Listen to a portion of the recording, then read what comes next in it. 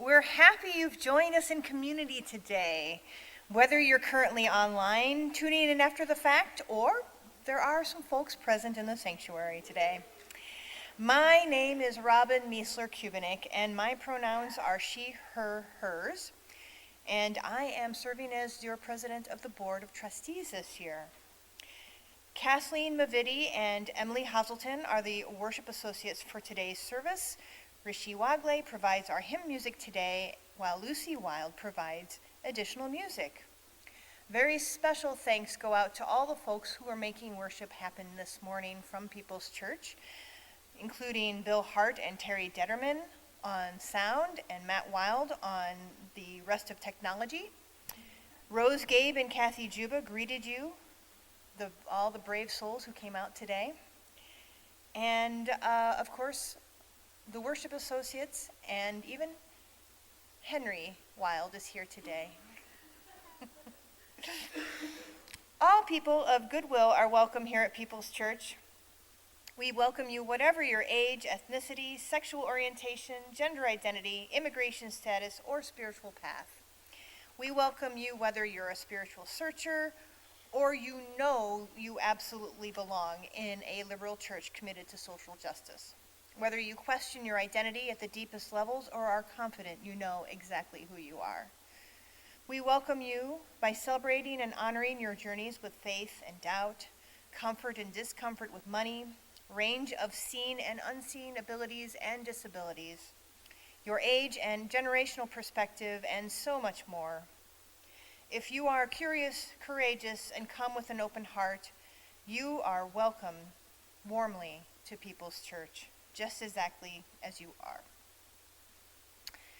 A special newcomer goes out,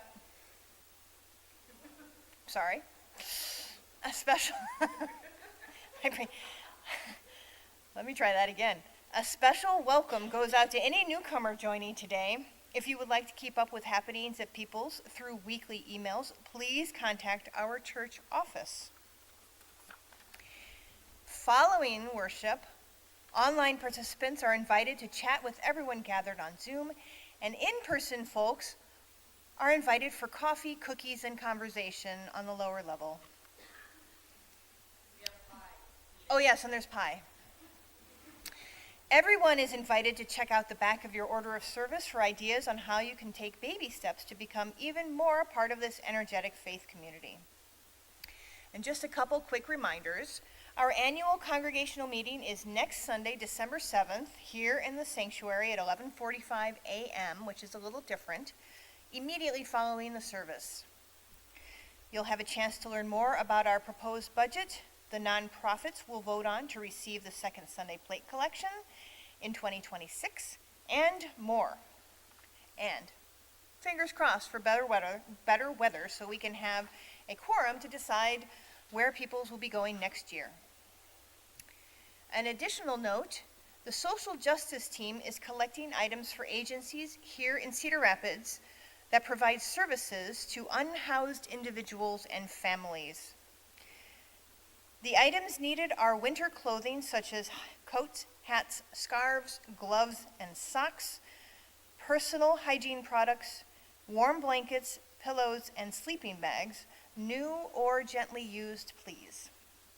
They can be left in the container that's in the hallway outside the sanctuary by the greeting table, and they will be collected and taken to drop-off sites regularly. This drive goes until December 18th, so even if you're not here today, you have plenty of time to bring your items in before we are done with this drive.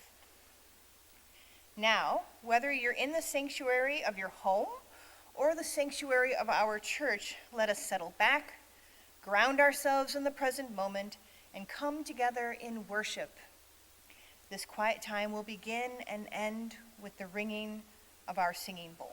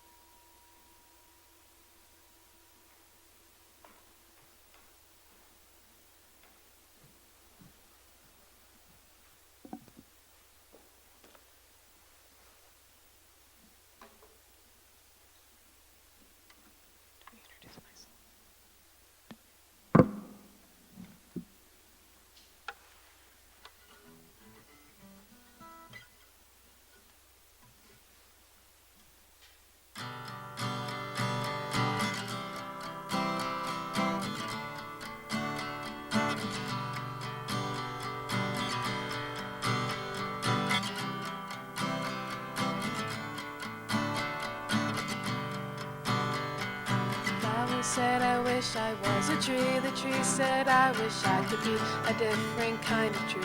The cat wished that it was a bee. The turtle wished that it could fly really high into the sky, over rooftops and then dive deep into the sea. And in the sea there is a fish that has a secret wish, a wish to be a big cactus with a pink flower on it. And in the sea there is a fish that has a secret wish to be a big cactus with a pink flower on it. And the flower would be its offering of love to the desert, and the desert so dry and lonely that the creatures all appreciate the effort. The rattlesnake said, I wish I had hands so I could hug you like a man. And then the cactus said, well, don't you understand? My skin is covered with sharp spikes that'll stab you like 1,000 knives. A hug would be nice, but hug my flower with your eyes.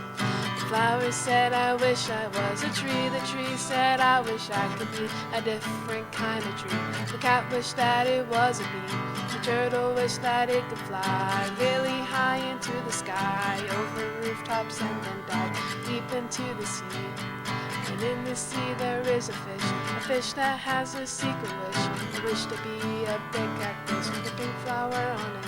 And in the sea there is a fish that has a secret wish to be a big cactus with a pink flower on it. And the flower would be its offering of love to the desert, and the desert so dry and lonely that the creatures all appreciate the effort.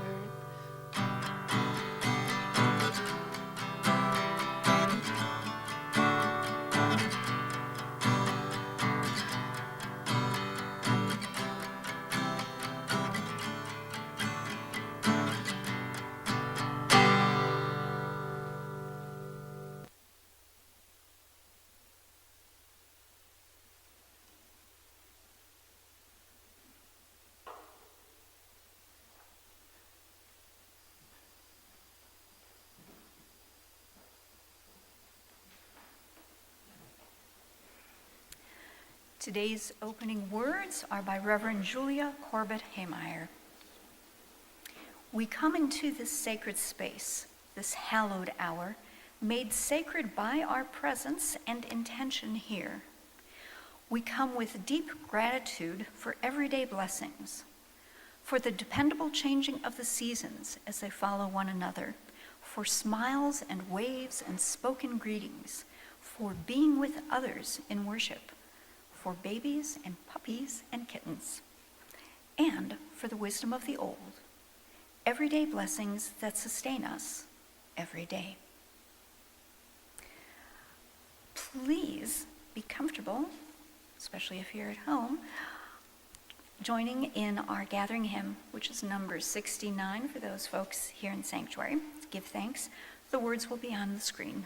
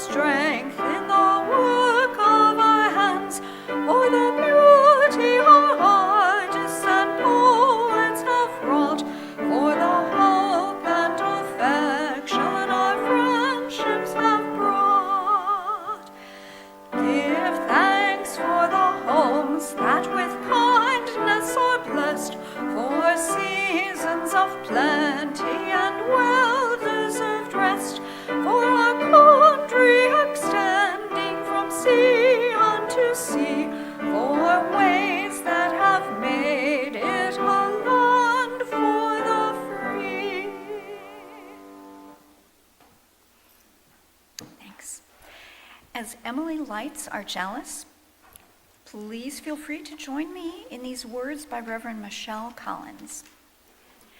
We light this chalice for eyes that see miracles in mundane moments.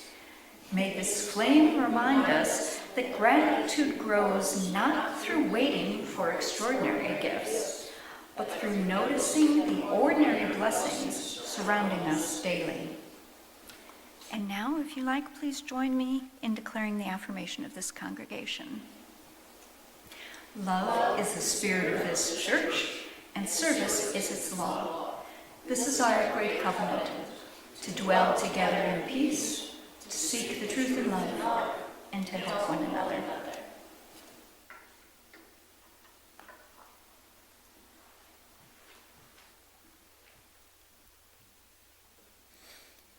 Today's first reading is by Reverend Laura Horton Ludwig.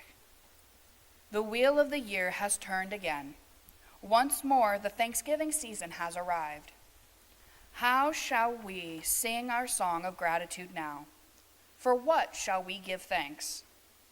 For this moment, for friends near and far, for our breath, for love, for courage and clarity, for strength, for delight, for laughter, for beauty, for the tables round which we gather, for the food we enjoy with friends, seasoned with love and memory, for the sun and moon and stars in the sky, for the trees who have seen so much and still stand proud, stretching themselves to the sky, for the bright voices of children, for the wisdom of elders, for actions that bless the world, for hard work that makes a difference, for music and art and celebration, for generosity, for compassion, for endurance, for joy, for hope.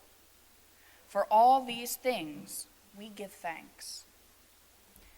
And now I invite Aaron Wild to come up and share a story about how being grateful for seemingly little things can really brighten the world. And anybody of any age is also welcome to come up.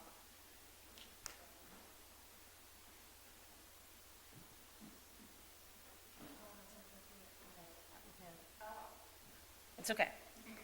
All right, so our book today is called Sincerely Emerson, A Girl, Her Letters, and the Helpers All Around Us by Emerson Weber and illustrated by Jacqueline Sinquat. So Emerson loved writing letters. She loved writing dear. She loved writing sincerely. Most of all, she loved writing everything that came in between. Stories, news, questions, and put a piece of her life into each one. Her brother's latest games, Taylor Swift's best songs, and her favorite jokes. Em wasn't done with the letters until it was perfectly decorated. The envelope too. Then she sent her letters out into the world to friends and families all over. Each letter was a connection. Em's letters made a network of hellos, a network of love.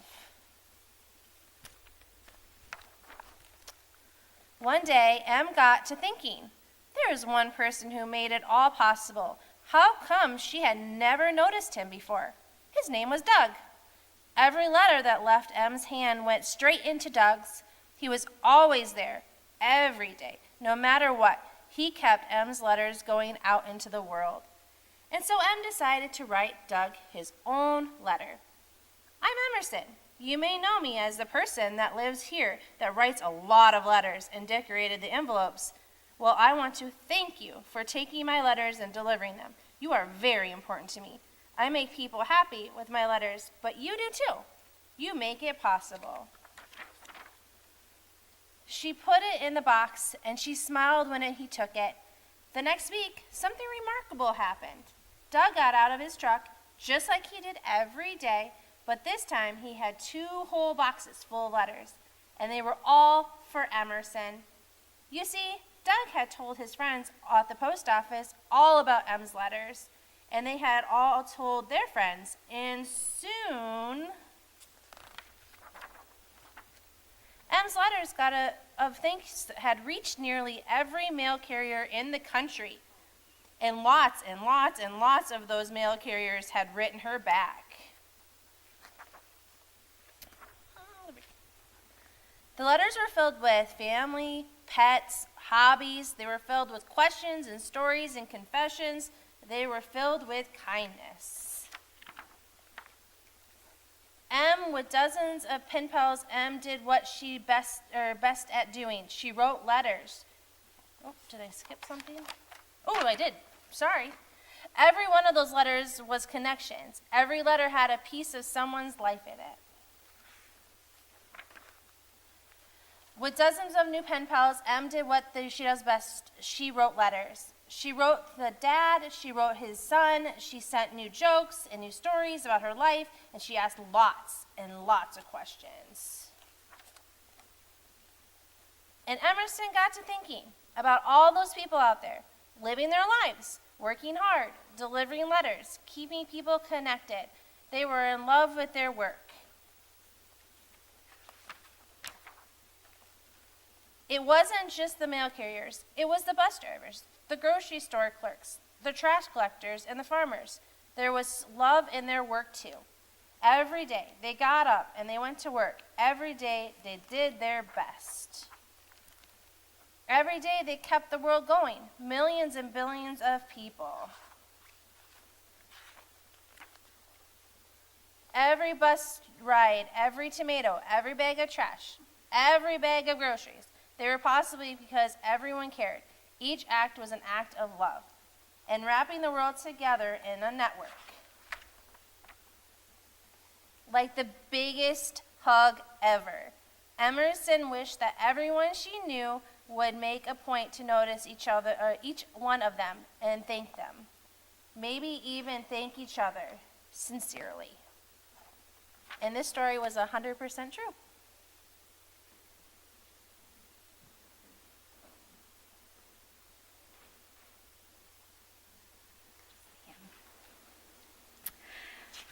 Now, we're going to join in a song with number 355 in the gray hymnal.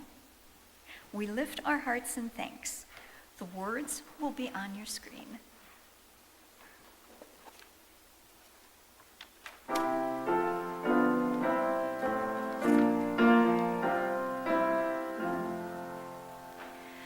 We lift our hearts in thanks today for all the gifts of life, and first for peace that turns away the enmities of strife, and next the beauty of the earth, its flowers and lovely things, the spring's great miracle of birth, with sound of songs and wings.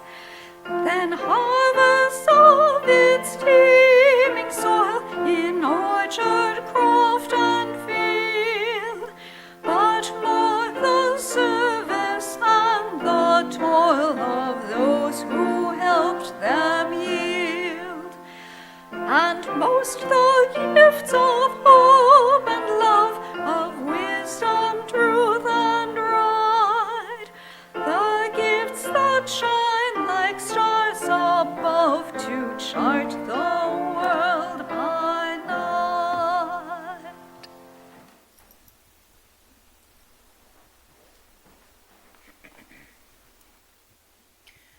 In our Unitarian Universalist tradition, we draw inspiration from a variety of sources. Today's second reading, a poem by E.E. Cummings, illustrates the beauty and power of one of those sources, the direct personal experience of mystery and wonder. I thank you, God, for this most amazing day, for the leaping, dancing spirits of trees and a blue, true dream of sky, and for everything which is natural, which is infinite, which is yes. I, who have died, am alive again today, and this is the sun's birthday. This is the birthday of life, and of love and wings, and of the gay great happening illimitably earth. How should tasting, touching, hearing, seeing, breathing, any, lifted from the no of all nothing, human merely being, doubt unimaginable you? Now the ears of my ears awake, and now the eyes of my eyes are opened.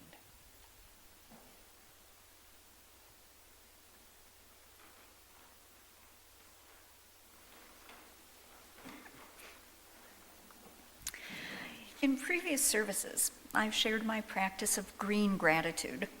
This is when I use the sighting of some sort of green vehicle as a reminder to identify and celebrate something I'm grateful for.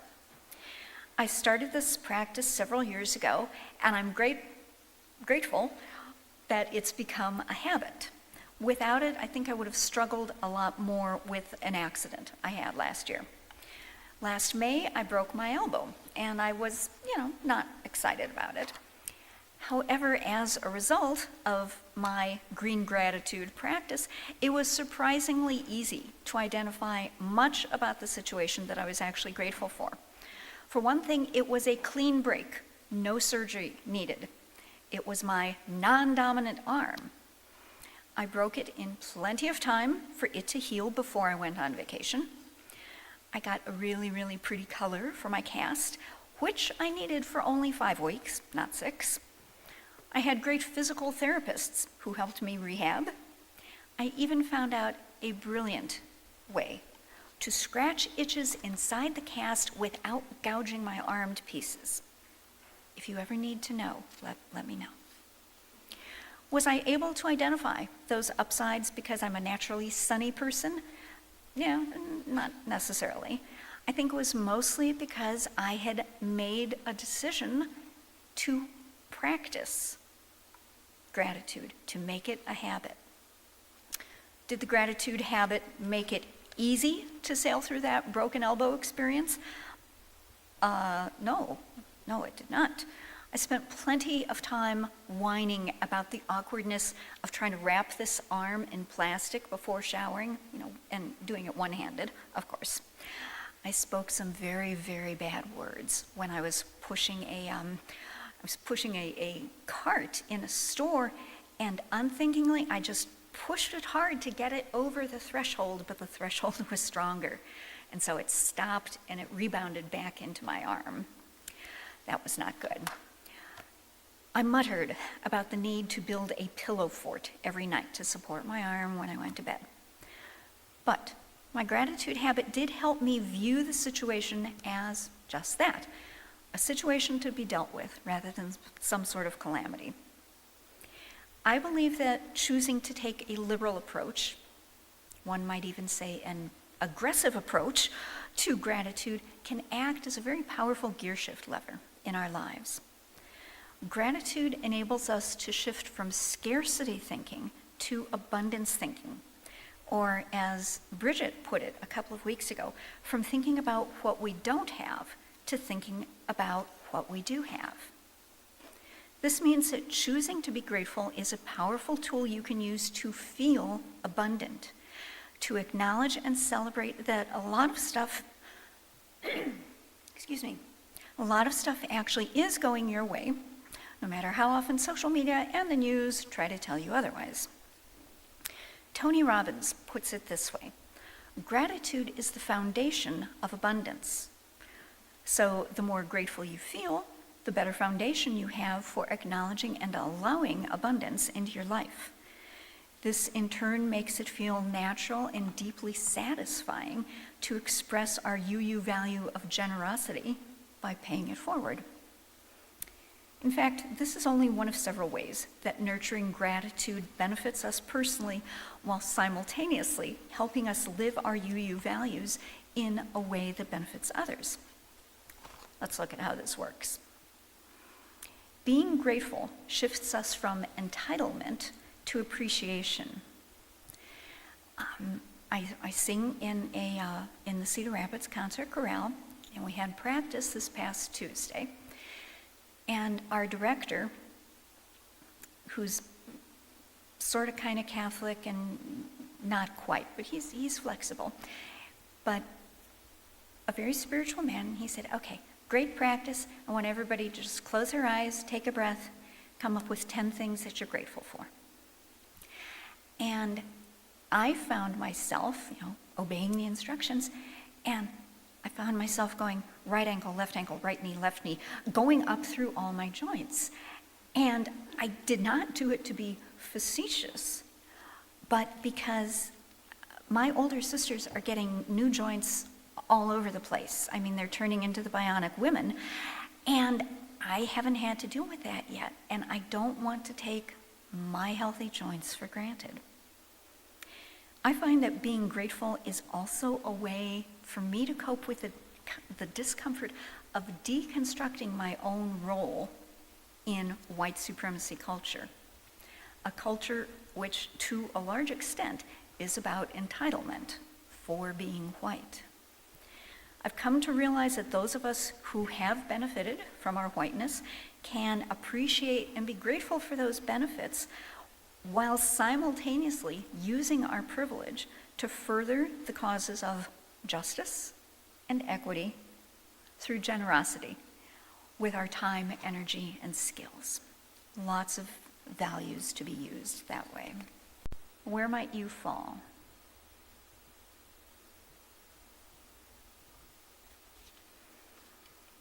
And now shift gears a little bit and consider just your own little corner of Cedar Rapids, Marion, Hiawatha. Apply the same scale to that smaller world. 1 is, I feel there's nothing to be grateful for. 10 is, I can't even begin to list everything I'm grateful for. So think about that now.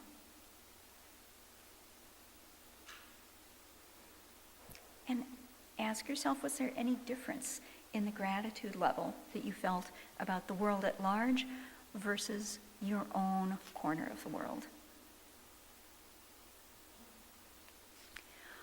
When I first tried this experiment myself, I realized something interesting. I found it much easier to identify things I'm grateful for in my world, my corner, than I was to find things grateful for in the wider world. And then I realized I actually felt a little bit guilty for being able to feel that way. I wonder if that's because the faith tradition I was raised in Recording puts in a lot progress. of emphasis, in my opinion, Oh, on Kathleen's on again. worthiness Yeah. or Here lack we go. thereof, We're on back to the being service. good enough or not good enough, on having to demonstrate that you deserve or have earned good things in life. These early childhood lessons result in my gratitude sometimes being tinged with guilt over my good fortune. This is not a helpful worldview to hold. It's implicitly based on a scarcity mindset. Part of the mindset says that I neither have enough nor am enough. And the other mindset part wants me to act as if there's just a finite amount of good stuff in the world, and that if I get more of it, you necessarily get less. And, of course, vice versa. So, what can we do if we sometimes feel guilty for having good things to be grateful for? And what do we do if we feel helpless in the face of so many things that are hard to bear in the world? Maybe we try to downplay our life's wonderfulness, or maybe start pointing out that we face some tough stuff too. Maybe we resort to consoling ourselves that, well, it could be worse out in the world. Maybe we pretend the situation is not as bad as it seems. Or maybe we just withdraw, physically or emotionally, or both, and try to ride things out in isolation.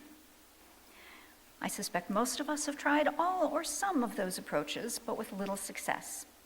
So instead, here are some ways we can intentionally use gratitude to lighten the emotional burden when life feels heavy. One way is to identify a skill you're grateful for, and then use your creativity to figure out how to do something with that skill.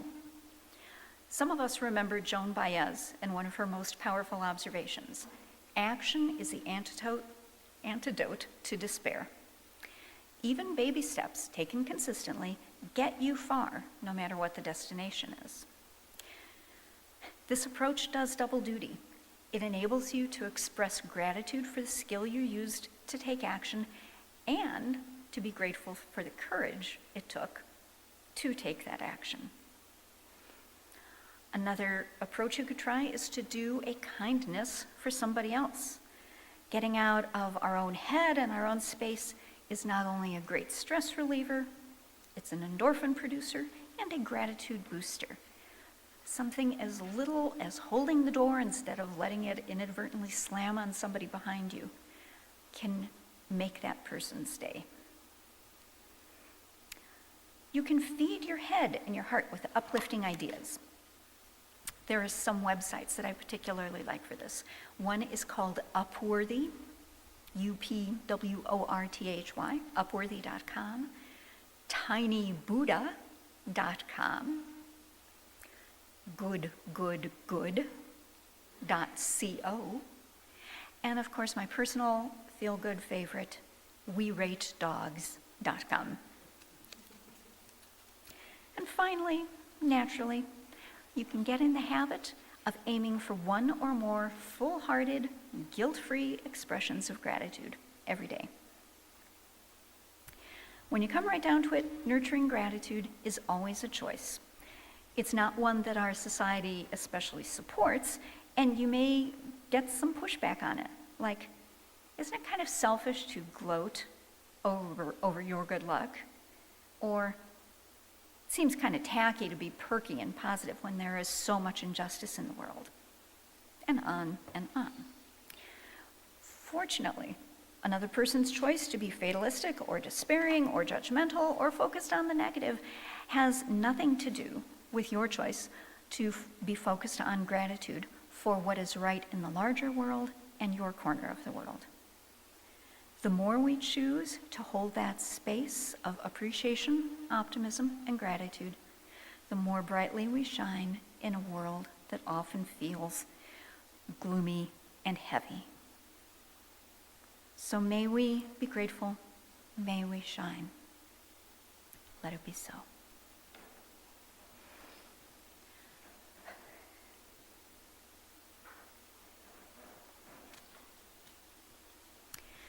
Each week, we participate as a community in the spiritual practice of generosity, which is also a way to express the gratitude for the joys we experience.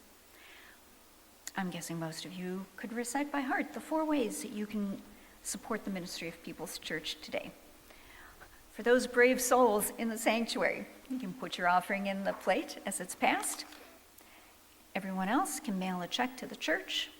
You can donate online at peoplesuu.org, or you can use the Vanco app on your smartphone. And now, in a spirit of generosity and compassion, this morning's offering will be given with love and received with gratitude.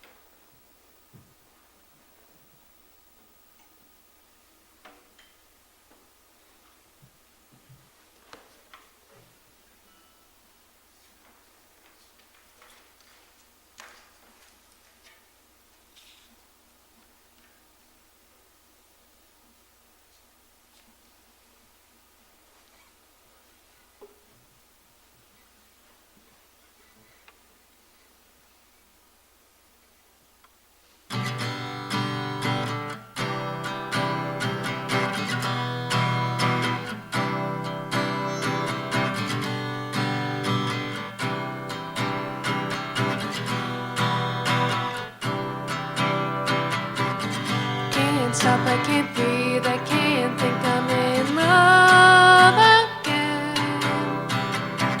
I don't eat, I don't eat, I don't sleep, I'm in love again.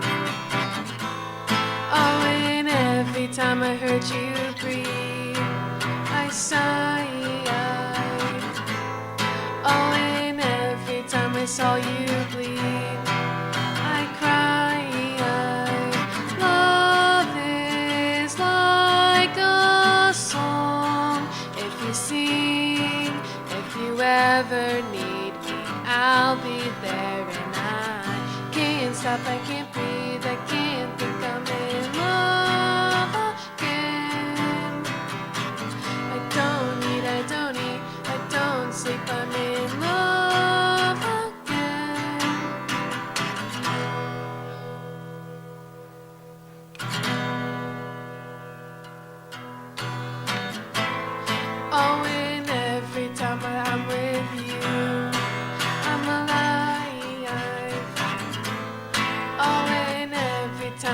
think of you. There's light, and I felt it too. In my heart is a spring, is a well. If you need, if you drink it for you, then I'm leaving. Every little part of me is a part of you. Can't stop, I can't breathe, I can't think I'm in love again. I don't eat, I don't sleep, I'm in love again. I can't stop, I can't breathe, I can't think I'm in love again. I don't eat, I don't sleep, I'm in love again. The boy's in love. The boy's in love. The boy's in love. The boy's in love.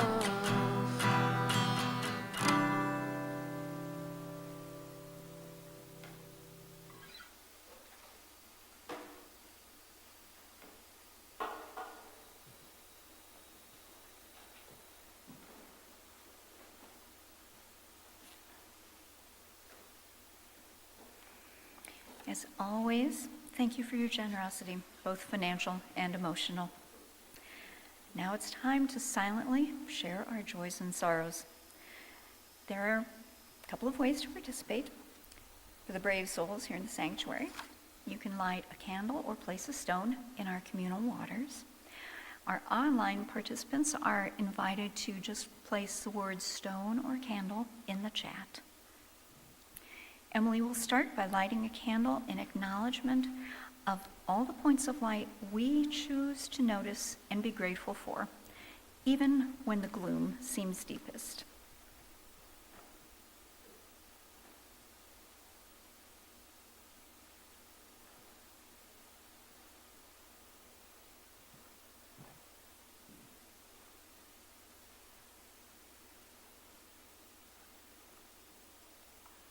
When you're ready, you're invited to come up by the center aisle and return to your seat by a side aisle.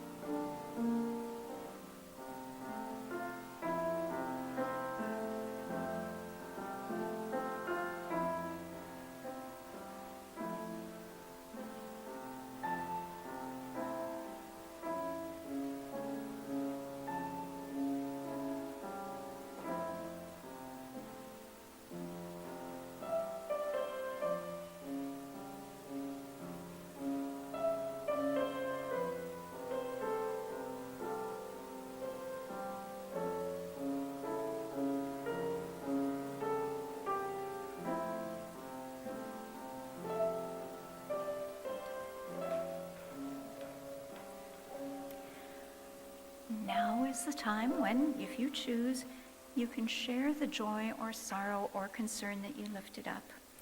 If you're online, you're invited to put a word or two in the chat. And if you're here, you're invited to speak aloud who or what was honored by your candle or stone. Speak it as softly or as loudly as you choose.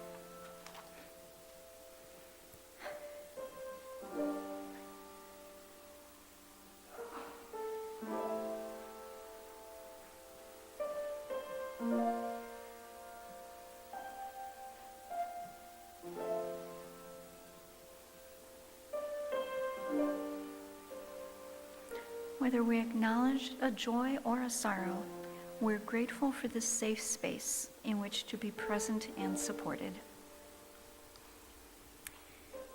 And now we enter into a time of meditation and reflection, starting with these words by Reverend Kathleen, it's my name, Reverend Kathleen McTeague. Even in our sorrows, we feel our lives cradled in holiness we cannot comprehend. Into this home, we bring the courage to walk on after hard losses. Into this home, we bring our joy and gratitude for ordinary blessings. By our gathering, we bless this place. In its shelter, we know ourselves blessed.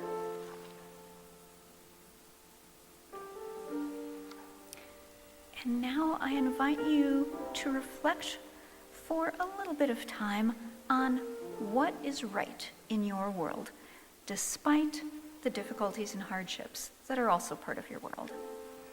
Emily is going to once again whack our singing bowl. When she does, I challenge you to have fun coming up with as many things as possible that you're grateful for. Remember that no event, comment, or kindness is too small as long as it lifts your heart in gratitude.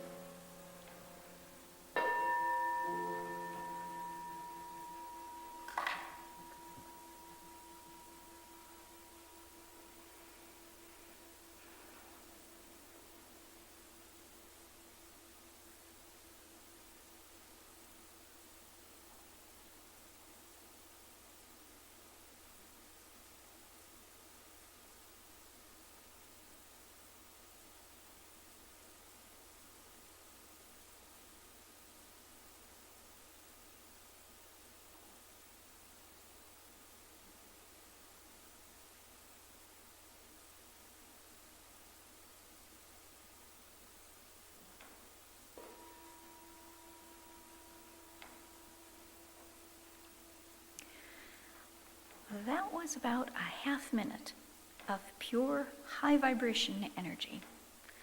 Remember what it feels like to celebrate like this, and know that you can give your energy and your emotional state a boost anytime you like, just by basking in thoughts of everything you have to be grateful for. We wrap up our service today with our final hymn, the last chance for the hymn of the month. We are number 1031 in the Teal hymnal. As usual, the words are on your screen.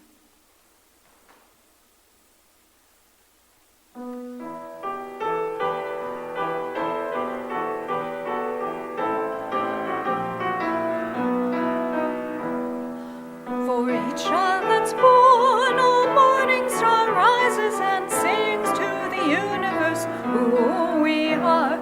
For each child that's born, a morning star rises and sings to the universe who we are. We are our grandmother's prayers, and we are our grandfather's dreamings. We are the breath of our ancestors. We are the Spirit of God. We are Mother, Victory, and daughters of time. We are daughters of dust and the sons of great visions. We're sisters of mercy and brothers of love. We are honors of life and the builders of nations. We're seekers of truth and keepers of faith. We are makers of peace and the wisdom of ages. We are our grandmother's prayers, and we are our grandfather's dreamings. We are the breath of our ancestors. We are the Spirit of God. We are mothers of courage and fathers of time. We are daughters of dust and the sons of great visions. We're sisters of mercy and brothers of love. We are seekers of joy. We're seekers of truth and keepers of faith. We are makers of peace and the wisdom of ages. We are our grandmother's prayers, and we are our grandfather's dreaming.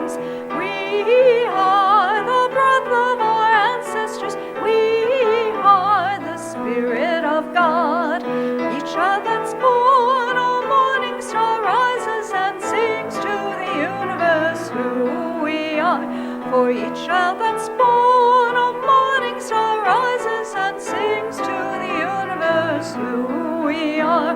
For each child that's born, a morning star rises and sings to the universe who we are.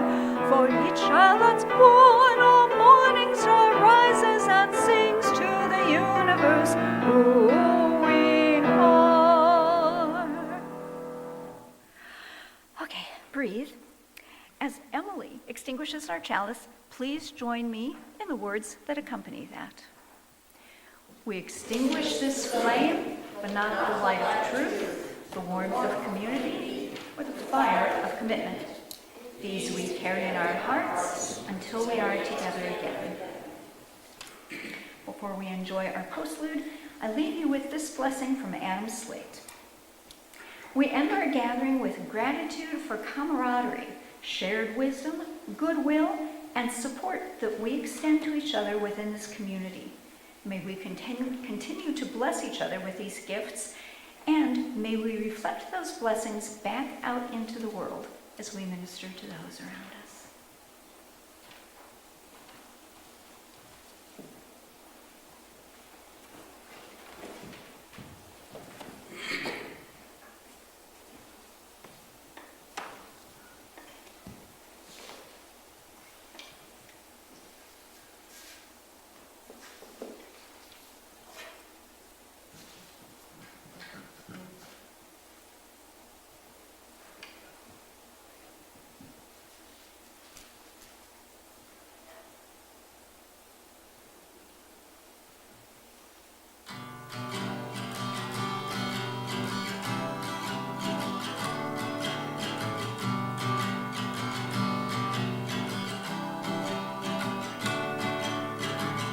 Another turning point, a fork stuck in the road.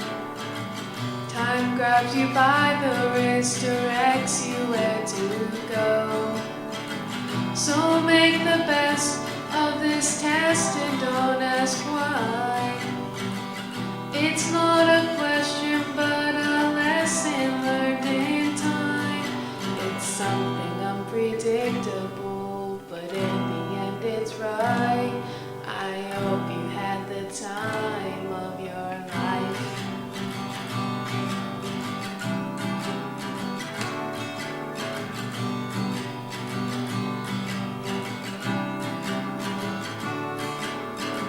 So take the photographs and still frames in your mind.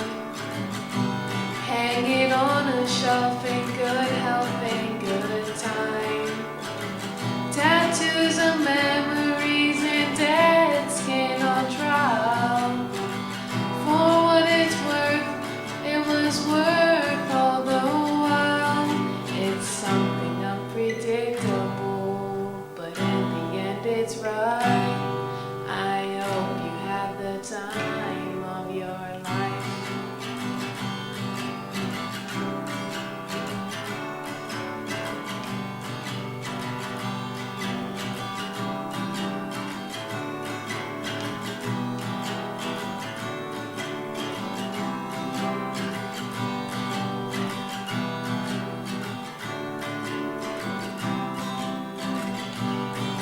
It's something unpredictable, but in the end it's right.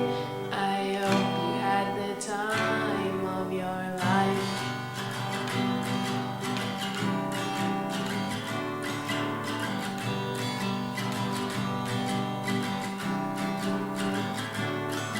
It's something unpredictable.